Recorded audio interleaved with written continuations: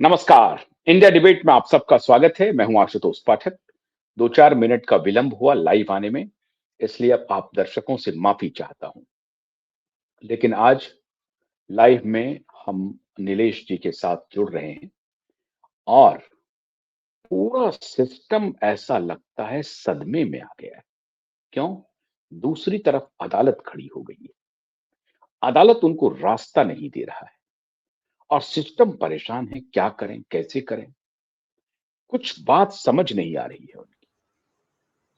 और ज्वाइन कर रहे हैं नीलेश ओझा जी। बहुत बहुत स्वागत है नीलेश जी आपका। अब आप उस टेम्पलेट के साथ जुड़ सकते हैं और उसको फ्रेम में ला सकते हैं, दोनों को अलग अलग फ्रेम में। नीलेश जी, मैं अभी एक बार दोबारा पढ़ रहा था। 2020 में मैं चला गया, जून में, और उसमें जब सुशांत का डेथ होता है तो किस हड़बड़ाहट से पुलिस कहती है कि सुशांत काफी विचलित थे। किसको लेकर के विचलित थे? दिशा के डेथ से काफी विचलित थे। पुलिस खुद ही बता रही है। अब पुलिस तो पुलिस थी। मैं ये देख रहा था कि उस वक्त के होम मिनिस्टर का स्टेटमेंट आ रहा है नीलेश जी कि बॉलीवुड में जो राइवलरी है ना, और उसकी वजह से एक्टर्स जो डिप्रेशन में जाते हैं ना, इस सब का भी हम जांच कराएंगे। ये राइवलरी की वजह से डिप्रेशन जो हो रहा है ना, इसका हम जांच कराएंगे। कोई जांच नहीं हुआ। मैं एक बार स्वयं फॉर्चुनेटली मिला होम मिनिस्टर से। उस वक्त वो होम मिनिस्टर नहीं थे, अनिल देशमुख जी। मैंने उनसे पूछा, कहा नहीं नहीं, कोई कोई मामला नहीं था। एकदम बिल्कुल आदित्य ठाकरे को बिल्कुल फंसाया जा रहा है। मैंने उनसे पूछा था कि ये आपने क्यों कह दिया कि राइवलरी का हम आकलन करेंगे, इन्वेस्टिगेशन करेंगे? तो उनका जो उत्तर था, उससे मुझे ऐसा लग रहा था कि वो कुछ कहना भी चाह रहे हैं, कह नहीं पा रहे हैं, लेकिन वो कुछ कुछ कोशिश कर रहे थे कि ईमानदारी से मुझसे मुझे बताएं। लेकिन कोई ऐसा दबाव था जो उनको रोक रहा था और वो जवाब नहीं दे पा रहे थे। आज जो बार बार तारीख बढ़ते जा रही है और दूसरी तरफ अदालत बिल्कुल खड़ी है, क्योंकि ये सिर्फ और सिर्फ अदालत है जिसकी वजह से ये जो पूरा सिस्टम है, जो सदमे में है कि हम कैसे बाहर निकले, इससे बचें कैसे, लेकिन अदालत उनको बचने का रास्ता नहीं दे रही है। तो आपको क्या लगती है कि अगर अगर आखिरी लड़ाई जीती जाएगी तो वो अदालत के ही माध्यम से जीती जाएगी नीलेश जी? नहीं यार, इतने दिन से हम कहाँ जा रहे हैं? हम लोग ना पॉलिटिशियन के पास गए ना और किसी के पास गए। हमने पहले देखा, पॉलिटिशियन को पूरा मौका दिया, वो फेल हो गए। पुलिस को मौका दिया, पुलिस के जो भी अधिकारी थे वो फेल हो गए। सीबीआई को मौका दिया, सीबीआई के अधिकारी भी अपनी ड्यूटी ठीक से निभा नहीं पाए, इसीलिए तो कोर्ट में जाना पड़ा ना। और कोर्ट में सिस्टम या तो सही है बहुत हद तक, और उसको हम जिस तरह से लड़ रहे हैं सबको बताने की जरूरत नहीं है बार बार। तो उसके वजह से अभी अपना मामला टिका हुआ है, जनता का विश्वास न्याय व्यवस्था में टिका हुआ है। ये बात और डिले हो रहा है, जितना फास्ट में होना था नहीं हो रहा है इसमें, लेकिन फिर भी कम से कम इसकी वजह से आने वाले कई क्राइम तो रुक गए हैं ना। जितना इसका डिस्कशन हो रहा है, जितना चर्चा हो रहा है, जितना इस केस में आरोपी को सजा दिलवाने के लिए जिस शिद्दत से मतलब कोर्ट में सतीश साल्यान जी बोलो, आप बोलो, सोशल मीडिया पे सोशल एसएसआर वॉरियर बोलो, ये जिस तरह से खड़े हैं, इससे कम से कम ये तो मैसेज जा रहा है कि लोगों का जमीर जिंदा है, लोगों का कॉन्शियस मरा नहीं है, लोग बेवकूफ नहीं है और तुम्हारे बातों में आने वाले नहीं है, चाहे वो सीबीआई कुछ कह दे। और उसके अलावा ये लोग मतलब गुमराह होने वाले नहीं है, होशियार है। और इन सब चीजों की वजह से आज जो एक माहौल बन चुका है कि नहीं, जैसा सुप्रीम कोर्ट ने लिखा रघुवीर सिंह के केस में कि you can not fool all of the people all of the time, तो वैसा है, लोगों को आप गुमराह नहीं कर सकते, उनको बेवकूफ नहीं बना सकते। सिस्टम कई बार तो बताओ क्या सबका प्रयास चलता है, इवन कई जजेस भी ऐसे जो करप्शन करते तो पब्लिक को गुमराह करने का ट्राई करते, नहीं नहीं इसमें ऐसा था उसमें वैसा था। तो वो मुद्दा भी यहाँ नहीं चल रहा है। तो अभी मेरे हिसाब से डिले हो रहा है, मैटर बहुत बड़ा है, लेकिन फिर भी इसके फायदे अलग फायदे एक ये है बहुत बचे हुए। हाँ, एक अभी जो एक बहुत इंपॉर्टेंट एक हाई कोर्ट का ऑब्जर्वेशन आया है कि बड़े अधिकारी, क्या कोई भी व्यक्ति जो झूठ बोल रहा है या परजरी कर रहा है, धोखा दे रहा है, गुमराह कर रहा है, उसके खिलाफ अदालतें सख्त हो रही हैं। क्या ये सब इसका नतीजा है? क्या आपको लग रहा है कि ये जो ऑब्जर्वेशन आ रहा है कि बड़े अधिकारी झूठ नहीं बोले, अब उसमें चीफ सेक्रेटरी को अगर कोई एफिडेविट फाइल करना है या एडिशनल चीफ सेक्रेटरी को या पीआई शैलेंद्र नगरकर को, और वो झूठा एफिडेविट देता है, तो क्या ये ऑब्जर्वेशन इस दिशा में जा रहा है और इसमें सारे पुलिस अधिकारी फंसेंगे? ये हाईकोर्ट का जो ऑब्जर्वेशन है, यह हाईकोर्ट का है और सेम ऑलरेडी सुप्रीम कोर्ट का भी है। आप इंडियन बार एसोसिएशन की वेबसाइट पे चले जाइए, आपको उसमें सारे केस लॉ मिल जाएंगे। देखिए लॉ बहुत पहले से क्लियर है, लेकिन क्या होता है बार बार वो लोग एडजस्टमेंट, करप्शन या फिर लॉ का नॉलेज नहीं, ये सब करते रहते। तो इस बार जो दिया है अभी जनवरी 2026 में जो मास्टर स्ट्रोक मारा है हाईकोर्ट ने, उन्होंने कहा है कि झूठा मतलब झूठी ये करने वाले, झूठा एफिडेविट देने वाले, कोर्ट को गुमराह करने वाले, झूठे सबूत बनाने वाले, इनके ऊपर पुलिस की जिम्मेदारी है कि वो प्रोसिक्यूशन करे, और वो अगर प्रोसिक्यूशन नहीं करते हैं तो जज की जिम्मेदारी है उसमें सुओ मोटो एक्शन ले, और अगर नहीं करते तो ये पुलिस वाले और जज दोनों के खिलाफ में कंटेम्प्ट का कार्रवाई होगा, एक्शन होगा। ऐसा डायरेक्शन दिया है कोर्ट ने। वो जो जजमेंट है उम्मे फरवा, आपको जो जजमेंट का मैं चाहे तो आपको फोटो भेज दूंगा, 2026 का है, इलाहाबाद हाई कोर्ट का। तो ये इसी पॉइंट पे सुप्रीम कोर्ट का 3 जज बेंच, फुल बेंच था चीफ जस्टिस के नेतृत्व में। तो सुंदर वर्सेस स्टेट है, उसमें एक तो क्लियर लिखा, पुलिस अधिकारी के खिलाफ में प्रोसिक्यूशन ऑर्डर किया, तब कोर्ट ने लिखा कि ये जो बातें छुपा के रखता है ना जो पुलिस अधिकारी, इसके ये कंटेम्प्ट ऑफ कोर्ट का सबसे बड़ा आरोपी है। थोड़ा सा बताने का, थोड़ा सा नहीं बताने का, तो इसको अगर इसके खिलाफ कार्रवाई नहीं करेंगे तो जजेस will be failing in their duty. ये सुप्रीम कोर्ट ने लॉ बनाया। सेम लॉ है ABCD versus union of India 2020 में, उसमें भी सुप्रीम कोर्ट ने कहा कि जो झूठा एफिडेविट देते हैं, आधी बात बताना, आधी बात नहीं बताना, कुछ छुपा के रखना, कोर्ट को गुमराह करके ऑर्डर लेने का ट्राई करना, तो ऐसे के लोगों के खिलाफ परचुरी और कंटेम्प्ट का कार्रवाई नहीं करना, मतलब जज ने अपनी ड्यूटी का, अपने कर्तव्य का निर्वहन नहीं करना है। अब सिर्फ ये वर्ड नहीं है, इसका प्रोविजन है आईपीसी में, आईपीसी 218 जो अभी उसके करस्पॉन्डिंग सेक्शन है बीएनएस, उसमें वही प्रोविजन है कि अगर एक आधा जज किसी मतलब जज को है या कोई अधिकारी है, किसी आरोपी के खिलाफ कार्रवाई ना हो इसलिए कुछ गोलमटोल ऑर्डर कर देता है या गोलमटोल रिपोर्ट बना देता है, तो कंसर्न अधिकारी, कंसर्न जज ये 3 साल की सजा के हकदार है। और आईपीसी 219 में लिखा है कि गलत आदेश पारित करने वाला जज ये 7 साल की सजा का हकदार है। तो ये ऑलरेडी कानूनी प्रावधान है, बट लोगों को या तो कभी कंटेम्प्ट की धमकी देकर डराया जाता है, या तो कभी अरे नहीं इतना सीरियस नहीं है, उसमें सैंक्शन लगता है, लगता घुमा फिरा दिया जाता है। तो ये इसके वजह से क्या हो रहा है कि एक ऐसा माहौल बनता जा रहा है कि अरे छोड़ो ना, अधिकारी के खिलाफ कार्रवाई नहीं करने की, अरे छोड़ो ना जज के खिलाफ कार्रवाई नहीं करने की। लेकिन ऐसा नहीं है, लॉ में स्ट्रिक्ट प्रावधान है, सब पे कार्रवाई हुई है। और ये 2026 में तो हाईकोर्ट ने क्लियर बोल दिया, सारे जजेस को डायरेक्शन दे दिया कि अगर कोई ऐसा पाया गया कि जो जज उनके ऊपर कार्रवाई नहीं कर रहा तो जज के खिलाफ कंटेम्प्ट का कार्रवाई होगा। अब सिमिलर केस में अभी सुप्रीम कोर्ट में जस्टिस केवी विश्वनाथन और जस्टिस पाल्टेवाला जी की बेंच ने बहुत सुंदर जजमेंट दिया। मेन जजमेंट ऑथर किया है जस्टिस केवी विश्वनाथन जी ने, बहुत सुंदर जजमेंट है, लैंडमार्क है।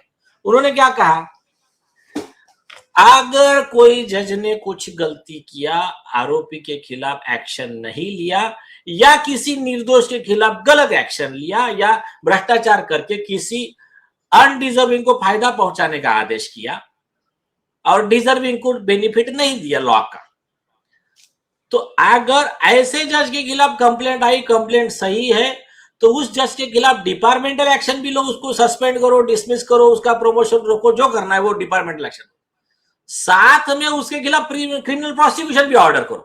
और ऐसे सारे डायरेक्शन दे दिया पूरे देश के हाईकोर्ट के रजिस्ट्रार को, चीफ जस्टिस को, कि भाई आपको इसमें ऐसे एक्शन लेना है। और अगर वो कंप्लेंट झूठी पाई गई, अगर जज को किसने डराने के लिए, प्रेशर लाने के लिए झूठी कंप्लेंट दिया, तो उस कंप्लेंट देने वाले को, कंप्लेंट को, उसको मदद करने वाले वकील को, दोनों के खिलाफ में कंटेम्प्ट का एक्शन भी लो और बार काउंसिल के में डिसिप्लिनरी एक्शन भी लो। एकदम फेयर जजमेंट है सुप्रीम कोर्ट का।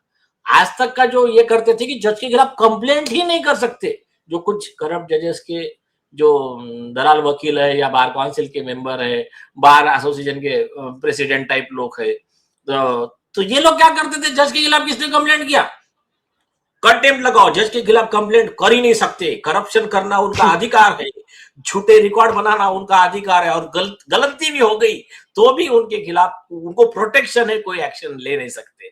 वो तो ऑलरेडी पहले जजमेंट है, बट ये नए जजमेंट से तो उनकी हवाई निकल गई। तो किस तरह से पब्लिक को बेवकूफ बना रहे थे, और उनके साथ में मिलकर कुछ जजेस भी कैसा कंटेम्प्ट का मिसयूज करके डरा रहे थे, ऐसे कई उदाहरण है। लेकिन अभी क्या है कि वो कितना दबाएंगे, कितना डराएंगे, वो सब लास्ट में तो फिर यही है। तो पब्लिक अभी खड़ी हो रही है, जनता जागरूक हो रही है, तो ये ऐसे ज्यादा दिन इनकी दुकानदारी चलने वाली नहीं है। अच्छा, जब दिशा के केस को आपने लिया हाथ में और दिशा सुशांत इस पूरे प्रकरण को, तो आपके खिलाफ पूरा सिस्टम खड़ा हो गया। पहले तो आपको इंटिमिडेट करने की कोशिश की गई, फिर खरीदने की कोशिश की गई, हम लोगों के हौसले को तोड़ने की कोशिश की गई, और जब आखिरी कुछ नहीं बचा तो आखिरी हथियार बचा, और वो भी फिर वही सिस्टम अदालत की शरण में आया और नाम दिया कि नहीं नहीं नहीं नहीं, ये तो अदालत कर रही है, इसमें सिस्टम का कोई लेना देना नहीं। लेकिन पर्दे के पीछे क्या हो रहा था ये हम लोगों को मालूम था। नीलेश जी, जब आपको कंटेम्प्ट का नोटिस आया और आपने जो फिर जवाब दिया, और ये इसी प्रकरण में जो नोटिस आया, क्या जनता के मन में ये भाव गया कि हाँ, आपको इम्प्लीकेट करने के लिए भी अदालत भी अब खड़ी हो रही है सिस्टम के साथ, या नहीं, अदालत को लगा कि नहीं, मिस्टर ओझा के साथ इनजस्टिस हो रही है? नहीं, सुनिए क्या है, वो तो पब्लिक को जो लगा वो तो आप लोगों को बेहतर मालूम है। आप लोगों ने जिस तरह से सपोर्ट किया उसके लिए मैंने पिछली बार भी कहा, सारे एसएसआर वॉरियर, सारे लीगल फ्रेटर्निटी, जो बार एसोसिएशन है, junior advocate law student association से लेकर जितने एसोसिएशन है एडवोकेट्स के, इंडियन बार एसोसिएशन से लेकर जितने लोग हैं, यहाँ क्यूआई तो छोड़ दीजिए, क्यूआई तो पार्ट है मिशन, मतलब वो आंदोलन का, वो तो इसके अलावा जिन जिन लोगों ने इसको समझा और साथ में खड़े हो गए, वो तो ओपन है, मतलब सबको, किसी को बताने की जरूरत नहीं, उन सबका धन्यवाद। लेकिन मतलब क्या है कि जो पहला विषय आया था, वो विषय क्या था कि मैंने क्या बोला था मेरे इंटरव्यू में, जिसके ऊपर मुझे कंटेम्प्ट का नोटिस निकाला, मैंने क्या कहा था कि जस्टिस रेवती मोहिते डेरे हमारा केस नहीं सुन सकती, क्योंकि उनकी बहन शरद पवार के पार्टी की सांसद है, मतलब थी, सांसद थी लेकिन लीडर है उसकी, और उसने आदित्य ठाकरे के सपोर्ट में एक स्टैंड लिया है। ये एक मेरा स्टेटमेंट था। दूसरा कहा था कि खुद जस्टिस रेवती मोहिते डेरे का हिस्ट्री ऐसा है कि वो राष्ट्रवादी के, शरद पवार गुट के लोगों के फेवर में ऑर्डर करती है, और जो मतलब यह है बीजेपी, शिवसेना, शिंदे गठ, इनके खिलाफ में सुमोटो एक्शन लेती है और उन लोगों के बड़े बड़े ऑफेंस को भी इग्नोर कर देती है। जैसा कि उस समय शरद पवार गठ के एमएलए मनोज, अभी क्या नाम था उनका, दिलीप मोहिते, तो वो उनको उन्होंने क्या किया कि उनके ऊपर आरोप था पुलिस स्टेशन जलाने का, अटेम्प्ट टू मर्डर पुलिस, 307 का पुलिस का डिटेल रिपोर्ट, नीचे के कोर्ट का, स्पेशल सेशन कोर्ट का ऑर्डर, डिस्ट्रिक्ट एंड सेशन जज का, कि ये इस तरह से सीरियस है, अटेम्प्ट टू मर्डर का प्रयास है, इसमें एंटीसिपेटरी बेल दे नहीं सकते। वो मैटर में जस्टिस रेवती मोहिते डेरे ने ऑर्डर में वो सेक्शन लिखे ही नहीं, वो एलिगेशन को लिखा ही नहीं और घुमा फिरा के एक ऑर्डर दे दिया, वो हमने प्रूफ के साथ दिया। तीसरा, चंदा कोचर आईसीआईसीआई बैंक की जो चेयरमैन थी, उन्होंने हजारों करोड़ का पब्लिक मनी पद का दुरुपयोग करके वीडियोकॉन के वेणुगोपाल धूत को गलत तरीके से ये दिया, बाद में उसके थ्रू अपने पति के नाम पे जो भी प्रॉपर्टी करवा के लिया, जो भी रूटिंग किया पैसे का, ये था। उसके खिलाफ आरोप था आईपीसी 409 का, जिसमें उम्र कैद की सजा है, आजीवन कारावास की सजा है।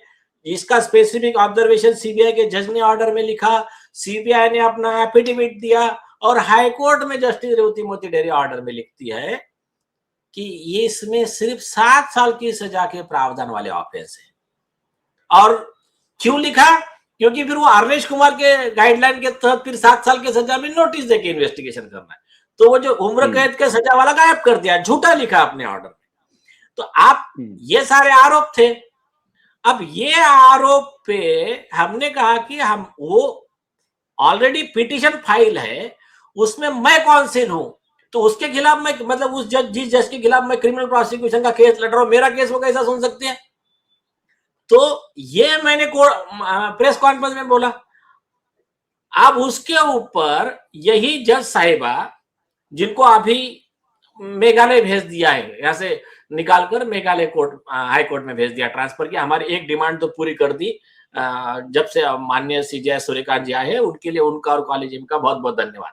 उन्होंने बहुत बड़ा काम किया और हमने ये डिमांड की थी कि इनका महाराष्ट्र में रहना ही घातक है न्याय के लिए, तो हमने वो। अच्छा, अब ये जो हमने एलिगेशन किया, कोर्ट के सामने हियरिंग को आए, चीफ जस्टिस के बेंच ने बोला मैटर सीरियस है, इसके लिए स्पेशल बेंच कॉन्स्टिट्यूट किया। उसमें हियरिंग चल रही है कब से? 2023 से। उसके बाद में ये जो इनको बचाने के लिए एक हमारे इधर के प्रूवन, जिनको मतलब कहा जाता है कि वो करप्ट जजेस का दलाल है भाई, एजेंट है, ऐसे यहाँ के एक सीनियर वकील है नितिन ठक्कर करके, उनके खिलाफ करप्शन के, फोर्जरी के सारे प्रूफ्स हमारे इतने सारे हैं हमारे पास। उन्होंने क्या किया? उन्होंने लेटर लिखा उन लोगों ने, और एक कोई विशाल कानडे करके एक वकील है, चीफ जस्टिस ऑफ इंडिया, कि जस्टिस रेवती मोहिते डेरे के खिलाफ जो ऐसे आरोप किए, उसने भले ही करप्शन किया नहीं किया, दैट इज डिफरेंट थिंग, लेकिन जो आरोप किए वो ऐसे आरोप कर नहीं सकते जज के खिलाफ, तो इनके खिलाफ कंटेम्प्ट का एक्शन लिया जाए। सेम अर्जी दिया chief justice of Bombay high court को, दोनों ने उनका कंटेम्प्ट का रिक्वेस्ट रिजेक्ट कर दिया 2023 में, 18 अप्रैल 2023 को। और अब मेन बेनिफिशियरी कौन थी? जस्टिस रेवती मोहिते डेरे, ये उनके लोग हैं। और उनके एक खास है एडवोकेट सुदीप पासबुला वगैरह करके, उनका भी फोर्जरी का वगैरह सब उनके ऊपर अभी चल रहा है, सब फोर्जरी का केस, ठीक है। तो ये सब लोग पासबुला, वो पासबुला आदित्य ठाकरे के भी वकील हैं। करेक्ट करेक्ट करेक्ट, वो ट्राई कर रहे थे हमको धमकाने के लिए, चलो ठीक है, बाद में वो खुद ही गायब हो गए केस से, दैट इज डिफरेंट। तो अब ये लोग सब ट्राई कर रहे थे, तो चीफ जस्टिस ऑफ इंडिया ने रिजेक्ट कर दिया, हाई कोर्ट ने रिजेक्ट कर दिया, पिटीशन चालू है, पूरा न्यूज आ गया इसके 2023 में।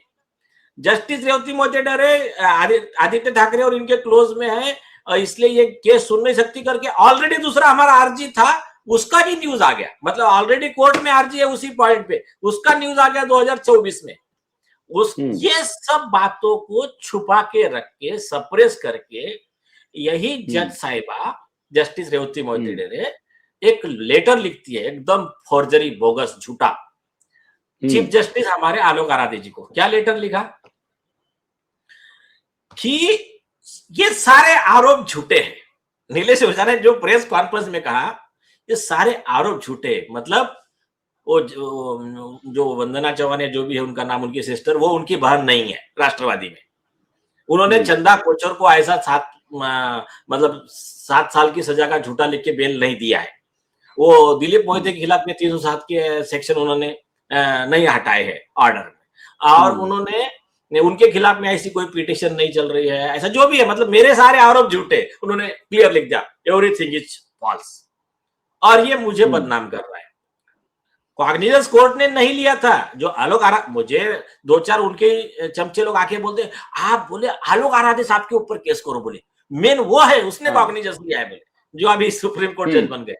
मैंने कहा मैं उनके खिलाफ क्यों करूं, उन्होंने तो मुझे चांस दिया ना कि आपका क्या कहना है, आप आकर, उन्होंने 5 जजमेंट बैठाया जो किसी को नहीं मालूम था, सारे देश को मालूम हो गया। तो वो 5 जज के ऑर्डर में आ गया कि ये आरोप है, आप मुझे सिर्फ क्या करना है, मैंने कहा अगर ये आरोप झूठे हैं तो बिल्कुल मैं कार्रवाई का हकदार हूं, और अगर ये आरोप मेरे सही है तो उस जज के ऊपर कार्रवाई होनी चाहिए। लॉ बहुत क्लियर है। अगर किसी हाईकोर्ट जज ने भी, सुप्रीम कोर्ट जज ने भी अगर किसी व्यक्ति के खिलाफ झूठा कंटेम्प्ट का केस अगर किया ना, तो उसको आईपीसी 211 में और आईपीसी 220 में 7 साल तक की जेल का प्रावधान है। तो ये क्या है, कई वकीलों को लॉ मालूम नहीं है करके इनकी दुकानदारी चल जाती है, डर जाते हैं। इस बार रॉन्ग नंबर डायल हो गया। तो क्या हुआ, तो उन्होंने नोटिस दिया, 5 जज का बेंच बना दिया कि मैटर सीरियस है। अब नॉर्मली क्या होता है मैं बताता हूं, कंटेम्प्ट में होता क्या है, कंटेम्प्ट का नोटिस निकला तो नॉर्मली वकील या जो जिसके नोटिस निकलता है वो डर जाते हैं। ये वर्ड खुद दीपांकर दत्ता जी ने अपने ऐसे बालाजी का जजमेंट है 2024 का, उसमें जजमेंट में लिखा कि कई बार वो डर के मारे अपने डिफेंस वगैरह गिव अप कर देते, माफी मांग के जान दो भाई क्योंकि साला इसमें सजा हो सकती, ऐसा करके हट जाते। हमने क्या किया, जैसा नोटिस आया हमने एफिडेविट पे सारे प्रूफ दिए और इनका झूठ कैसा है ये बताया, और हमने कहा कि इनका ही अरेस्ट वारंट निकालिए आप, जस्टिस रेवती मोहिते डेरे का, ये केस लॉ है और इसके ऊपर में हमको कॉम्पेंसेट कीजिए अभी आप। तो अभी उसमें क्या हो गया, फिर जस्टिस सूर्य अपने ये आलोक आराधे जी सुप्रीम कोर्ट में एलिवेट हो गए, फिर जस्टिस चंद्रशेखर जी आए। तो चंद्रशेखर जी को इन्होंने क्या गुमराह किया, क्या क्वेश्चन पता नहीं, वो शुरू में बहुत गुस्सा थे कि उनका कहना था नहीं आप ऐसे वर्ड यूज नहीं करना, आपने ये नहीं करना, आपने वो नहीं करना। लेकिन बाद में अभी नाउ इट्स ओके, मतलब जब हमने बाद में बोला कि सर हमने इसमें सुप्रीम कोर्ट में फाइल कर दिया, उन्होंने खुद ने ऑर्डर में लिखा कि आप सुप्रीम कोर्ट जाओ, आपका जो कहना है, हमारे अगर ऑब्जर्वेशन गलत है वहां से ऑर्डर लेके आ जाओ आप। तो ऐसा करके उन्होंने फिर अभी वो मैटर को अब सुप्रीम कोर्ट में जब ऑर्डर होगा तो उसके बाद में ये मैटर इधर का जो भी है चलेगा। तो वो हो गया, तो बात हो गई। लेकिन क्या है, लोगों को सच जानना जरूरी है कि हो क्या रहा है भाई। तो इसमें अभी हाईकोर्ट में वो मसला नहीं है कि वो प्रिजुडाइज हो रहा है और झूठा करके तकलीफ दे रहे, वो वाला अभी हाईकोर्ट में वो मसला नहीं। अभी मसला ये है कि जिन्होंने मुझे झूठा फंसाया, और ये विषय मेरा नहीं है ना, ये मेरी जो सारी लड़ाई, अगर आपने देखा होगा इतनी किताबें हमने बनाए, और माननीय सूर्यकांत जी के, वो आपकी लड़ाई नहीं है बिल्कुल। आप तो पब्लिक एट लार्ज। ये मैं तो हर बार यही सोचता हूं ना कि नीलेश ओझा आज हम कैपेबल है, हम संभाल लेंगे मैटर। अरे भाई जूनियर वकील है, आने वाली जनरेशन है, ये लॉ उनके लिए हम ऐसा बेकार लॉ एंड ऑर्डर छोड़ के नहीं जा सकते। वो हम बेस्ट प्लेस उनके लिए कि एक better living place, law and order का बोलो या हर मायने में बोलो, तो उनके लिए हम ऐसा करके जाएंगे, तभी तो हम भगवान को मुंह दिखाने के लायक रहेंगे ना, कि जो भगवान ने हमको जो कुछ दिया है थोड़ा बहुत, उसका लार्जर इंटरेस्ट ऑफ ह्यूमैनिटी अगर हम काम करेंगे तभी तो हम सच्चे इंसान कहलाएंगे। तो ये हमारा प्रयास रहता है, इसलिए हम वो लड़ाई लड़ रहे हैं। और मतलब अभी पहले से अभी कुछ दर्शकों की प्रतिक्रिया ले लेते हैं, क्योंकि आज हमने सोचा था कि लाइव में दर्शकों से भी बात करूंगा और जिनको जो कुछ भी पूछना है उनके सवाल को लेते हैं। नीलेश जी थे, कुछ दर्शक सवाल पूछ रहे हैं कि ये जो हाई कोर्ट में जो विलंब हो रहा है, जो देरी हो रही है, क्या इसको चैलेंज किया जा सकता है सुप्रीम कोर्ट में? बिल्कुल चैलेंज किया जा सकता है, लेकिन मेरे हिसाब से एक बार, अभी सिर्फ एक बार मेंशन करना है, नया डेट लेना है कि भाई, क्योंकि ये अभी लास्ट स्टेज पे आ गया ना, अभी बचा क्या है उसमें, अभी लास्ट स्टेज पे फाइनल हियरिंग के लिए सारे प्लीडिंग कंप्लीट सब हो गया। और कोर्ट ने ये भी बोला था लास्ट टाइम, गडकरी साहब ने ओपन कोर्ट में बोला, वो पूरा रिकॉर्डिंग अवेलेबल है कि हम तो आज ही डिसाइड कर रहे थे, सिर्फ वो थोड़ा सा वो क्या आपका पोस्टमार्टम रिपोर्ट है उसका वो आप अमेंड करके बोर्ड रिकॉर्ड पे ले लिए और नेक्स्ट डेट फाइनल, और पीपी ने भी बोला कि नो एक्सक्यूज नथिंग, वो हो गया। अभी ठीक है, उन लोगों ने सोचा कि कोर्ट में बोलने के लिए मुंह नहीं है, तो अभी रजिस्ट्री ने कैसा वो मैटर बोर्ड पे नहीं लगा, ये बहुत बड़ा इन्वेस्टिगेशन का विषय है। तो ये एक बार जरा कोर्ट के नजर में लास्ट बार ला कर देंगे, और फिर उसके बाद में कोर्ट से सीधा हमको सुप्रीम कोर्ट में ही देना है कि सर अब ये बहुत हो गया इनका, या तो आप डिसाइड करो या तो नीचे बोलो इनको कि 1 महीने के अंदर, या फिक्स टाइम रखो 2 हफ्ते में, इसमें ये इतना ही तो डिसाइड करना है तुमको, ये सुप्रीम कोर्ट का जजमेंट है, ये मेरा कंप्लेंट है, एफआईआर रजिस्टर क्यों नहीं कर रहे बताओ, ये गैंग रेप और मर्डर का केस है, इतना ही तो मैटर है अपना। तो इस पर सुप्रीम कोर्ट क्या ऑब्जर्वेशन ले सकती है, क्योंकि अभी सूर्यकांत जी वहां मौजूद हैं, तो आपको लगता है कि वहां से फौरन न्याय का आदेश मिल जाएगा? मिलना चाहिए, क्योंकि ऐसे कई केसेस है जिसमें दिया है, तो मतलब सुप्रीम कोर्ट ने गाइडलाइन दे के आप तुरंत इसको डिसाइड करो करके, तो वो मिलना चाहिए। तो कभी कभी सुप्रीम कोर्ट बोलता है चलो छोड़ो हम ही डिसाइड करते हैं इसको, ये भी हो सकता है। अच्छा, ये मामला पूरा मैटर वो अपने पास ले भी सकती है सुप्रीम कोर्ट? हाँ हाँ, आर्टिकल 142 में पूरा अधिकार है सुप्रीम कोर्ट को। और सुप्रीम कोर्ट आप ये भी अर्जी लगा सकते हैं कि बिना, अगर आप ये अर्जी लगा दें कि आप इस हाईकोर्ट के मामले को आप ही सुनिए, मुझे वहां से न्याय की अपेक्षा नहीं है, ऐसा भी कर सकती है सुप्रीम कोर्ट? सुप्रीम कोर्ट बिना अर्जी के खुद ही कर सकती है।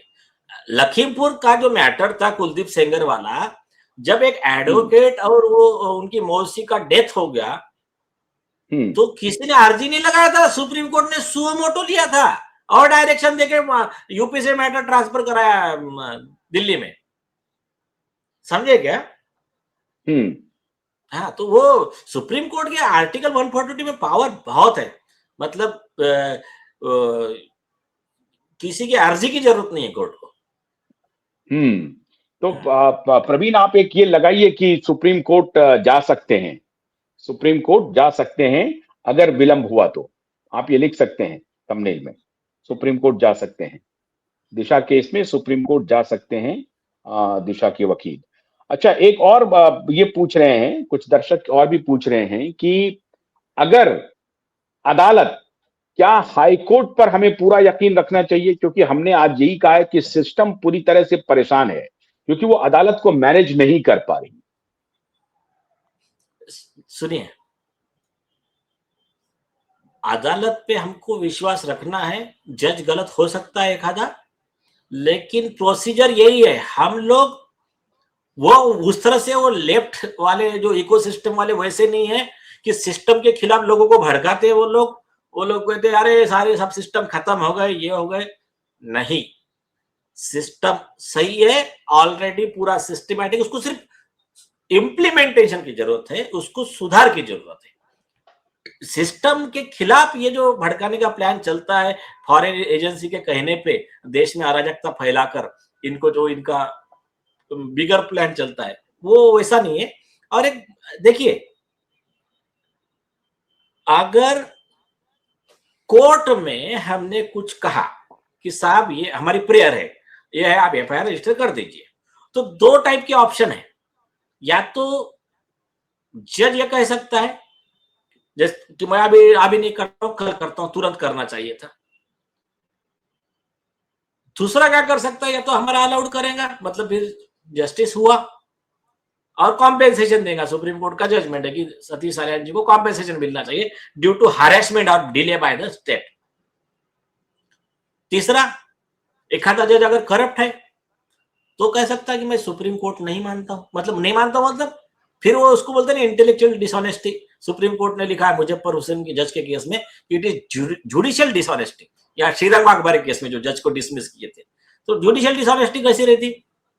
सुप्रीम कोर्ट का केस लिखने का ही नहीं, या तो लिखने का और उसमें का मेन मुद्दा लिखने का ही नहीं, और नीचे घुमा देने का, लेकिन ऐसा है, लेकिन वैसा है, ये वो।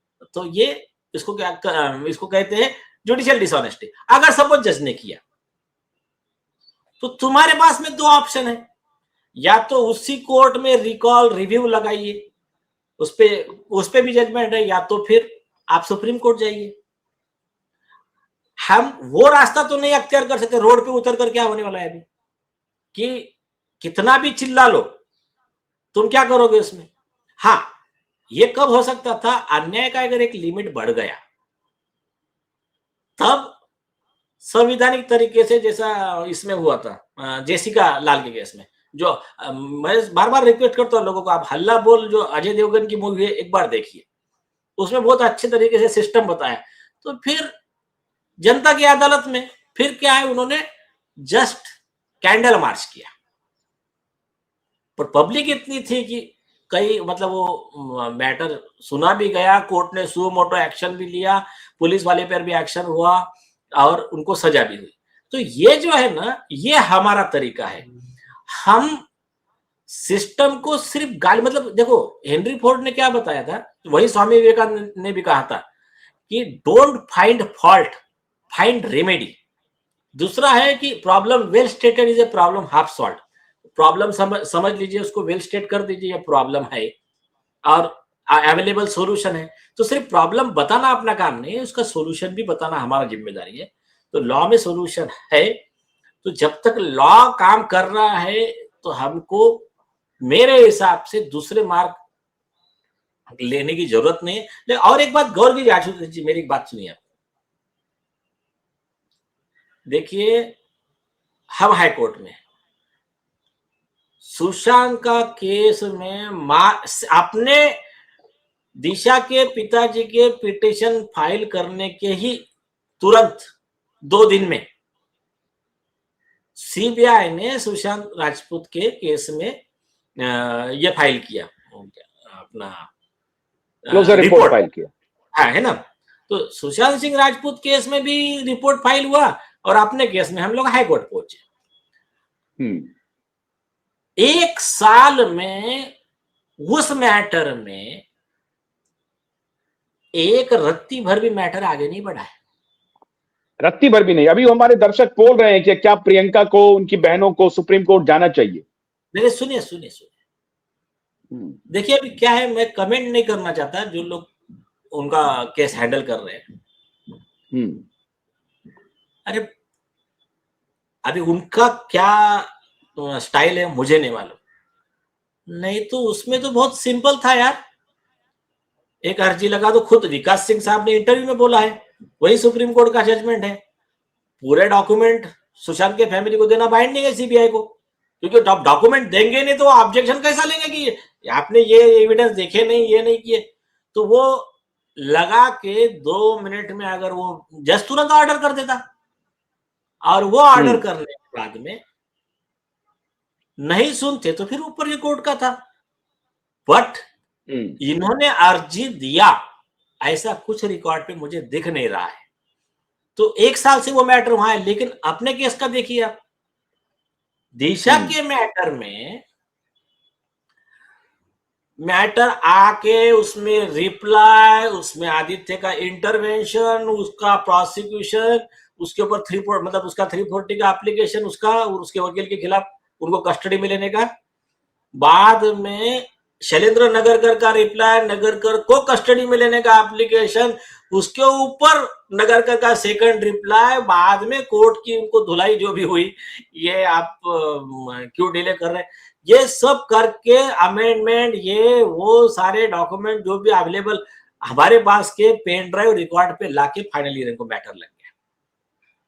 तो ये जो है ना, इसके बीच में रिया चक्रवर्ती, देखिए अभी जो हमने सबसे पहला केस लॉ डिस्कस किया उम्मे फरवा का, वो केस लॉ के बेस पे आप लगे तो इसको ये पार्ट सेपरेट बना के फिर से इसको ये करना कॉमन मैन के लिए छोटा सा, उसी को रखिए प्रवीण, उसी को रखिए। हाँ, दिशा वाले को। हाँ, हाँ, फ्रंट पे। हाँ, तो हाँ, जी बोलिए।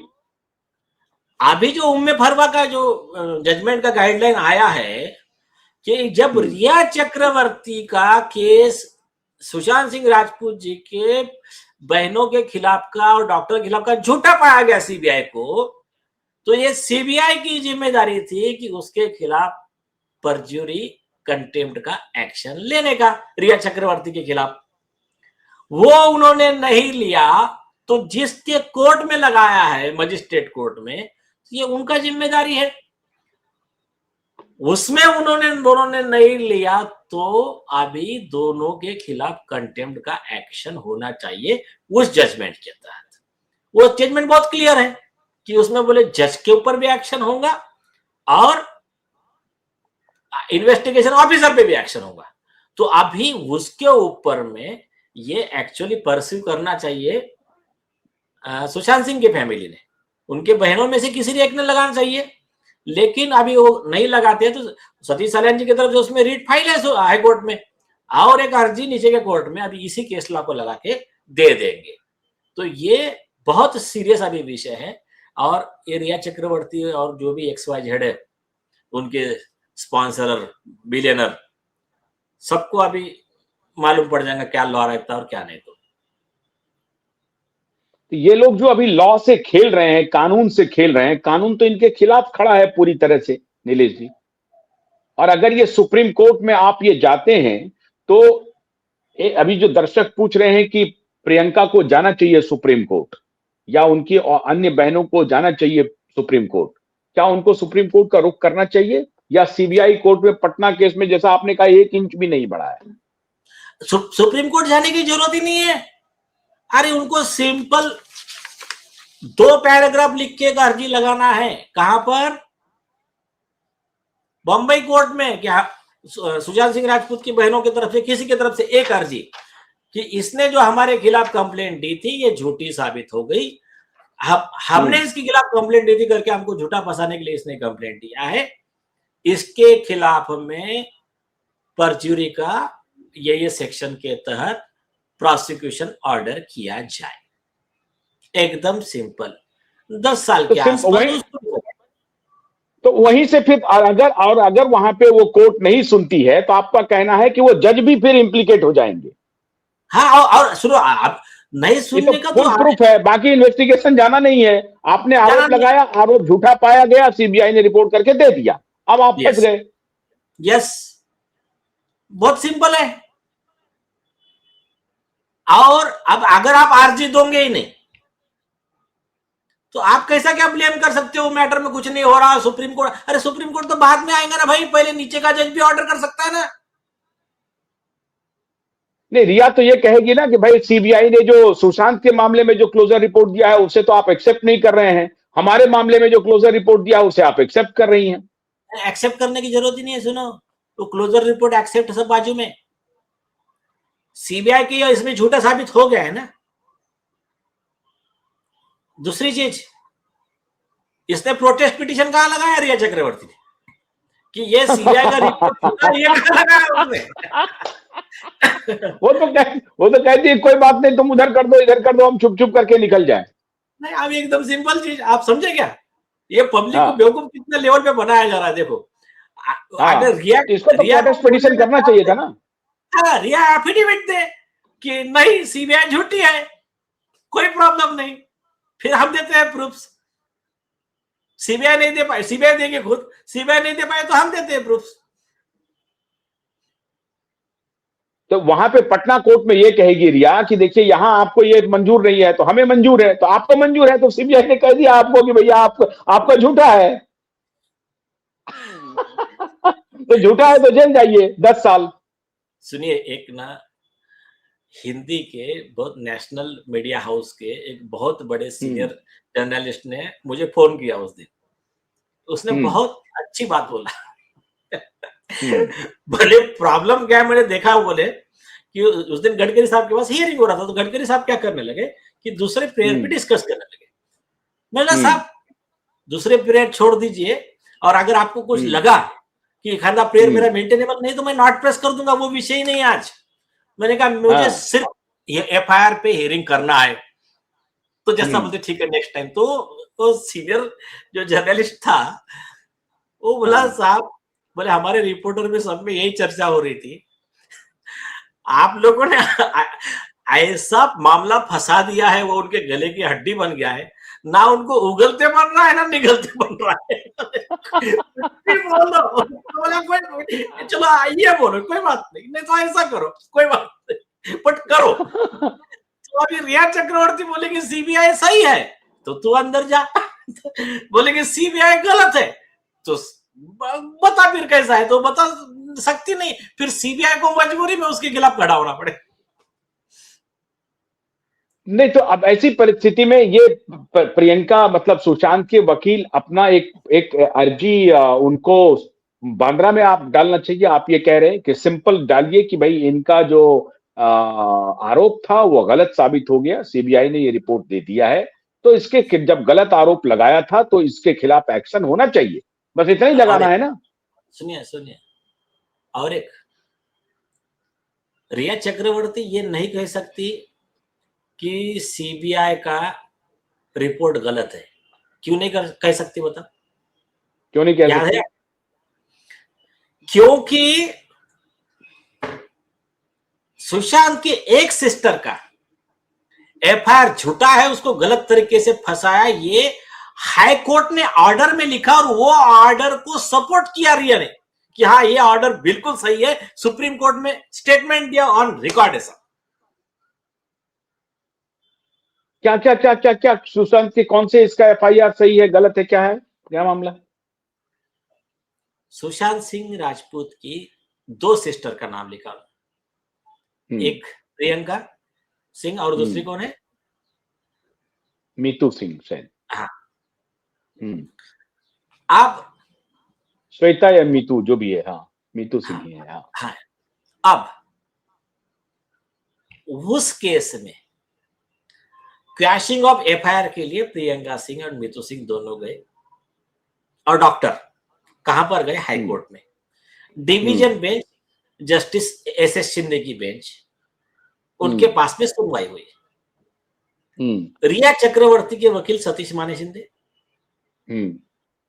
इनके वकील विकास सिंह, एक सीबीआई का वकील और एक सरकार का वकील मिस्टर कामत, वहां पर हुआ डिटेल हियरिंग। हाई कोर्ट ने अपने ऑर्डर में क्लियर लिखा कि एक सिस्टर, एग्जैक्ट नाम मेरे को प्रियंका सिंह है, मीतू सिंह जो भी है, नहीं प्रियंका सिंह के खिलाफ में इनके पास में कोई मटेरियल नहीं था, उसका नाम गलत तरीके से लगा के उसको ये मामले में फंसाया गया, तो उसके खिलाफ का proceeding abuse of process of court है, खारिज कर दो, ये ऑर्डर में लिख दिया। वो किसको बोलने की जरूरत नहीं, लोग नेट पे चले जाओ, वो ऑर्डर चेक कर लो। अब एक सिस्टर गई सुप्रीम कोर्ट में और डॉक्टर कि आधा ऑर्डर सही है लेकिन हमारे दोनों के खिलाफ का खारिज नहीं किया, दोनों के खिलाफ लिखा कि सीबीआई इन्वेस्टिगेट करके डिसाइड कर ले। वो सुप्रीम कोर्ट गए, सुप्रीम कोर्ट में रिया चक्रवर्ती आ गई सतीश माने शिंदे साहब को लेके, क्योंकि एज ए रूल रिस्पोंडेंट थी वो। उन्होंने बोला नहीं, हाई कोर्ट का ऑर्डर एकदम सही है।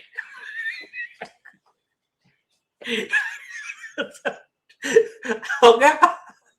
तो सुप्रीम कोर्ट ने उनके प्रेजेंसी में उनका अपीयरेंस मार्क करके हाई कोर्ट का ऑर्डर अपहेल्ड किया और एक सिस्टर का पिटीशन डिसमिस किया।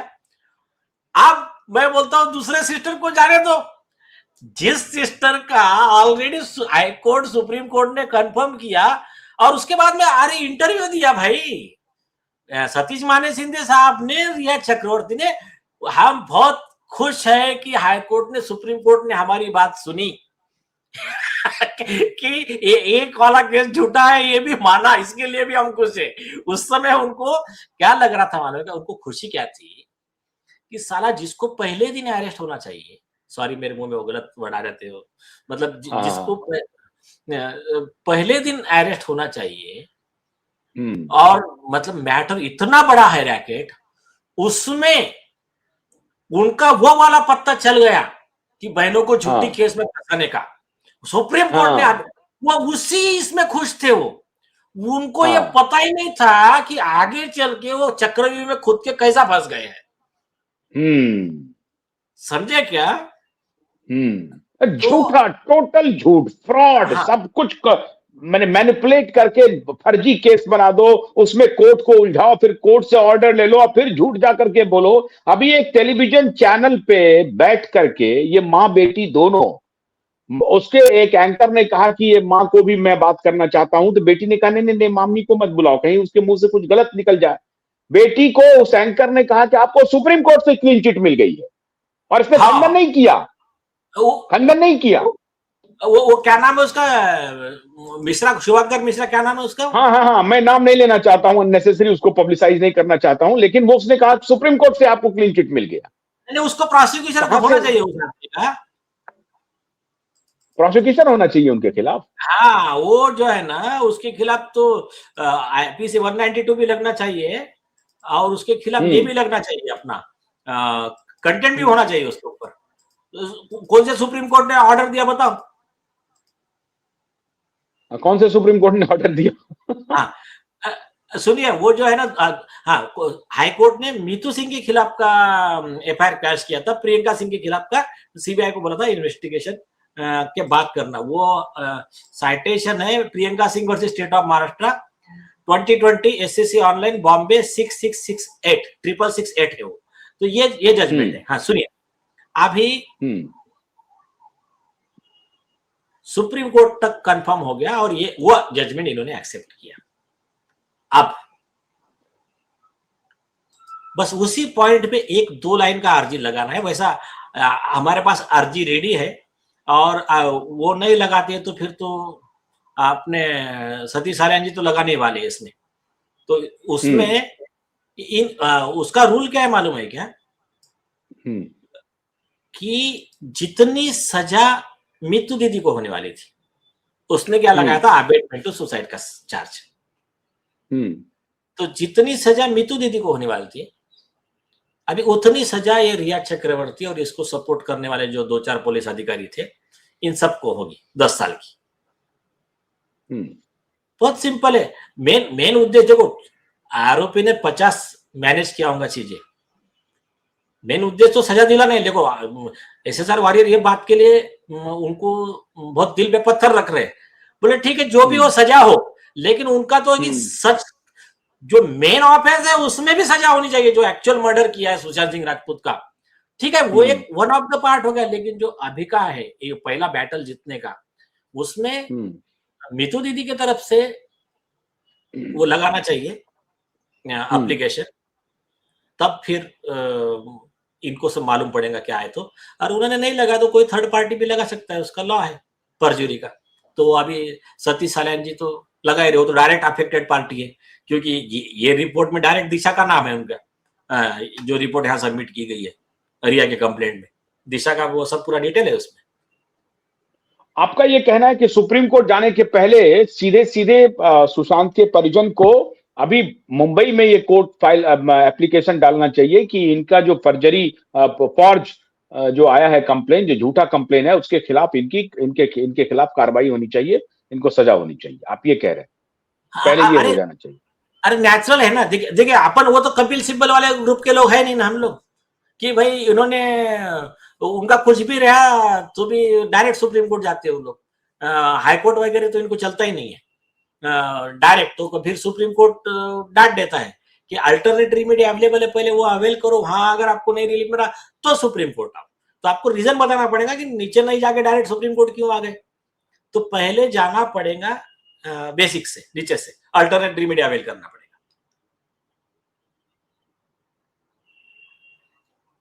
आपका हैंग हो गया क्या आशुतोष जी?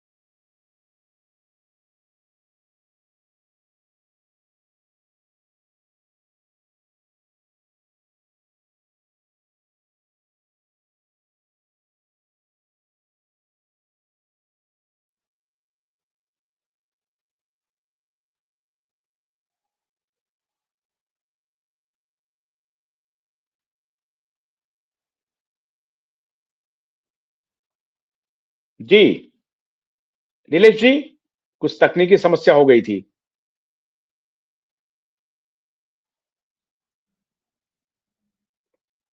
नीलेश जी ज्वाइन करिए।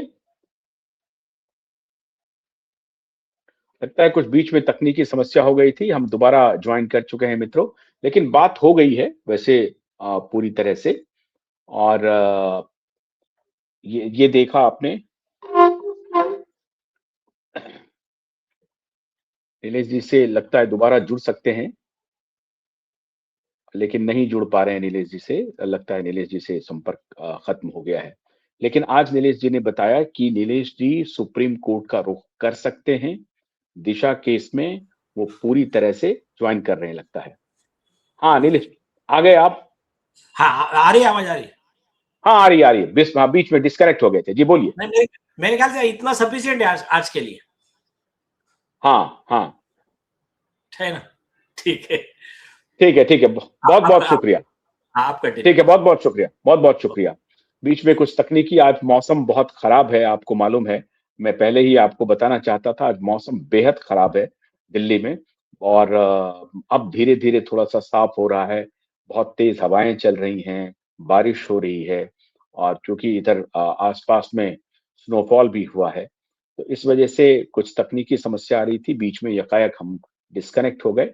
लेकिन हमारी बात हो गई। आज नीलेश जी ने खुलासा किया है कि वो जल्द ही, अगर एक आध जल्दी इस वीक में, नेक्स्ट वीक में डेट नहीं लगता है, या नेक्स्ट नेक्स्ट वीक तक में डेट नहीं लगता है मुंबई हाई कोर्ट में, तो वो सुप्रीम कोर्ट में याचिका दायर कर सकते हैं। तो इंतजार कीजिए तब तक के लिए। बहुत बहुत शुक्रिया। नमस्कार।